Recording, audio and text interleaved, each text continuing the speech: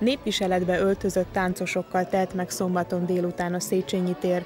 A rekordkísérlet résztvevőinek nagyját ugyanis a nemzetközi fesztiválra érkezett horvát együttesek adták. Ennek keretén belül akkor itt van eleve 350 ember, és hát a többit azt pedig barátainkból, ismerőseinkből próbáltuk kipótolni. Az eddigi rekordot a Szeged melletti Deszkiek tartották 492 táncossal. Hogy ezt megdöntsék, a pécsieknek is be kellett szállniuk a táncba. Én már 13 éves korom óta táncolok. Egy életérzés, szerintem sokkal több, mint hobbi.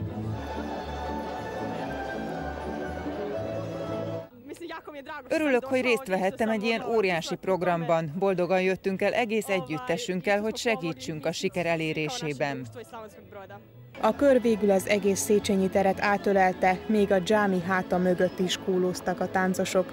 A szervezők nem titkolt célja az volt, hogy ezzel a rendezvénnyel is bebizonyítsák, Pécs alkalmas arra, hogy elnyerje az Európa Kulturális Fővárosa címet 2010-ben.